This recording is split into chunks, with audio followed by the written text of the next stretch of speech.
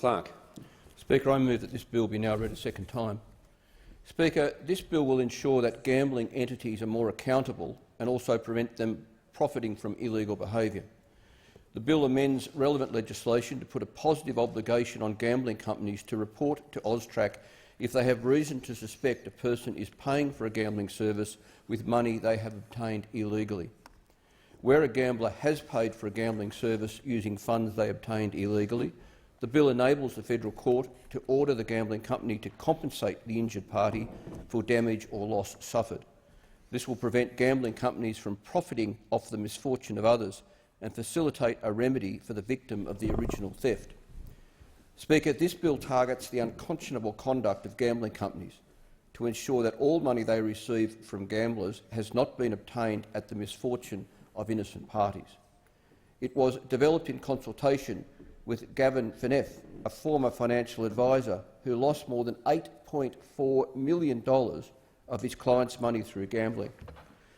Deputy Speaker, Gavin was targeted by 3 of the big online betting agencies whose predatory practices took advantage of his gambling addiction, and I name them here. They are Tabcorp, Ladbrokes and BetEasy. Deputy Speaker, to be clear, Gavin understands that he did the wrong thing and he takes full responsibility for his actions. But he also feels that he is not the only one to blame. And, Deputy Speaker, I agree with him. Firstly, to Tabcorp. After signing up with Tabcorp, Gavin was quickly promoted to VIP status, assigned a personal customer service manager and offered superior treatment, including events, experiences and bonus money to bet with. But Gavin quickly started to lose money, big money, and rather than offer him support, Tabcorp fuelled his growing addiction with bonus money and tickets to sporting events to encourage his gambling. Eventually, Tabcorp did ask Gavin for proof of income, but it was way too late. Indeed, by the time Tabcorp finally asked for Gavin's annual salary and the process started to freeze his account, he had lost almost $4 million. All of which, Deputy Speaker, obviously raises important questions. Like, given the size and frequency of Gavin's bets, how is it possible that Tabcorp did not ask Gavin much earlier for proof of income? Indeed, from September 2016 to June 2018, there were 194 times where Gavin deposited $10,000 or more into his Tabcorp account. And it wasn't as though Tabcorp hadn't been put on notice to clean up its act, considering that in February 2017, Tabcorp was hit with a record $45 million fine for breaches of anti-money laundering and counter-terrorism financing law. That fine, believed to have been the biggest in Australian corporate history up until that time, was on account of Tabcorp failing to alert regulators to reports of suspicious behaviour on 108 occasions over more than 5 years. Regrettably, though, Tabcorp wasn't the end of things for Gavin, because there were plenty of other predatory gambling companies ready to knock on his door.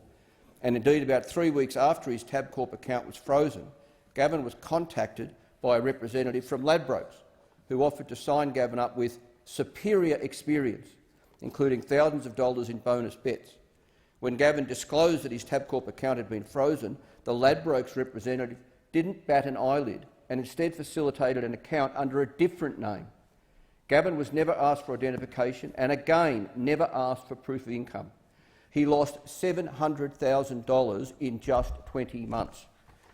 Nor was Gavin asked up front for identification or ever asked for proof of income, when just a few minutes after signing with Ladbrokes, he was again contacted out of the blue by yet another gambling company, this time BetEasy, who set up an account for Gavin and gave him $50,000 in free bonus bets, all of which he lost within the space of 45 minutes.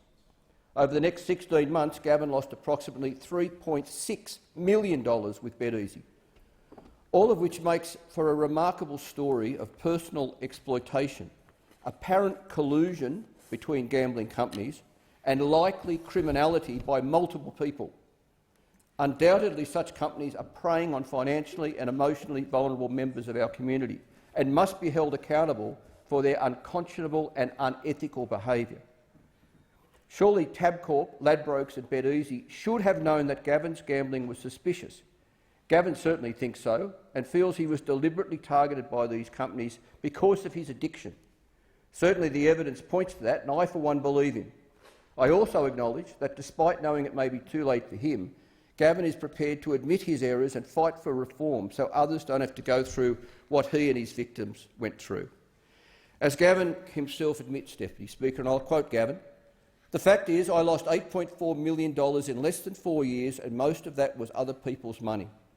It belonged to 33 beautiful people, 35 if you include the money I took from my daughter and son as well. Not one of these people authorised the use of their money for my gambling. It was all used without their consent or knowledge. These matters are the focus of a criminal investigation by the North Shore Police Area Command, which I support. My actions were horrible and I accept the punishment from authorities." End of quote. So, Deputy Speaker, in closing, let's wrap some context around this. Australians are the world's biggest gambling losers per capita, which is worrying in itself, but even more alarming when considering recent statistics show significant increases of gambling engagement and losses during the COVID-19 pandemic. For example, according to the Australian Institute of Family Studies reporting to gambling in Australia during COVID-19, 1 in 3 survey participants signed up for a new online betting account during the pandemic. But despite this, Deputy Speaker, Australian online gambling companies have still not linked their daily betting limit and exclusion safeguards. And the federal government has still not taken decisive action to prevent Australian gamblers from accessing illegal overseas gambling sites. And of course, Deputy Speaker, poker machine harm remains unaddressed at the state and territory level.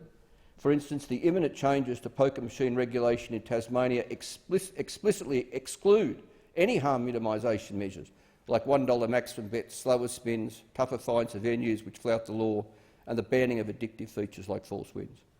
And this is despite Tasmanian figures, which reflect the national trend, showing poker machine losses compared with the same time last year as being up 23% in September, up 20% in August, and up 20% in July. Deputy Speaker, that's a lot of numbers, so I ask members to please remember the human side of this. There are tens of thousands of gamblers who want to cut back or walk away, but they are addicted, and each one is a precious person. Someone's mum or dad, son or daughter, brother or sister, loved one, work colleague. We really should be doing everything we can in this place to help those people, and this bill promises that. Deputy Speaker, I now invite the member for Mayo, who will be seconding the bill, to say a few words in my remaining time. Thank you, Deputy Speaker.